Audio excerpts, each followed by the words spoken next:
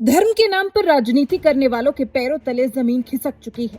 अयोध्या के भव्य राम मंदिर में प्रभु श्री राम के चरणों में भक्तों द्वारा चढ़ाया गया करोड़ों का चढ़ावा गायब हो जाता है और सत्ता में बैठे लोग गहरी नींद में सोए रहते हैं। लेकिन इस महा घोटाले पर से पर्दा हटाने का काम किया है उत्तर प्रदेश के पूर्व मुख्यमंत्री और सपा प्रमुख अखिलेश यादव ने। हालांकि सरकार ने इस मुद्दे को दबाने की कोशिश बहुत की, लेकिन अब जैसे जैसे जांच आगे बढ़ रही है, जो सच सामने आ रहा है उसने योगी सरकार को बैकफुट पर लाकर खड़ा कर दिया है। सीसीटीवी फुटेज डिलीट कर दिए गए हैं। सोने चांदी के चढ़ावे का कोई डेटा नहीं है और हालात ये है कि अखिलेश को डर है कि कहीं एसआईटी की जांच रिपोर्ट ही चोरी न करवा दी जाए। राम मंदिर चंदा चोरी मामले को पुरजोर तरीके से उठाने वाले अखिलेश यादव इस पूरे मामले पर नजर बनाए हुए हैं और उन्होंने ट्वीट करके यहाँ तक कह दिया है कि एसआईटी ध्यान रखे कहीं जांच रिपोर्ट चोरी न हो जाए। फिर कहेंगे 15 दिन और इंतजार कर लो। दिन इसलिए बढ़ा रहे हैं क्योंकि सबूत ठिकाने लगा रहे हैं। सोचिए ना, जहां भगवान के घर में लगे सीसीटीवी फुटेज गायब किए जा सकते हैं,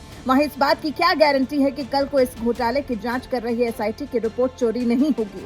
अखिलेश का ये बयान सिर्फ तंज नहीं है, बल्कि सरकार की कानून व्यवस्था और उनकी नीयत पर एक बड़ा तमाचा है। और एसआईटी की जांच में ऐसे खुलासे हुए हैं जिससे रिपोर्ट गायब किए जाने की आशंका और बढ़ जाती है।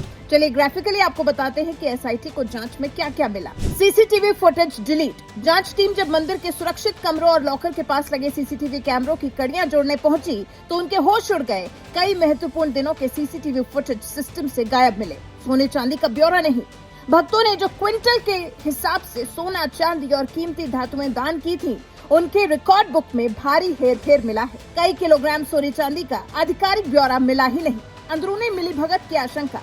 एसआईटी को आशंका है कि ये काम किसी बाहरी चोर का नहीं है, बल्कि मंदिर प्रशासन या सुरक्षा से जुड़े कुछ रसूखदार लोगों की मिलीभगत है, जिसके बिना इतनी बड़ी चोरी और सबूत मिटाना मुमकिन नहीं है।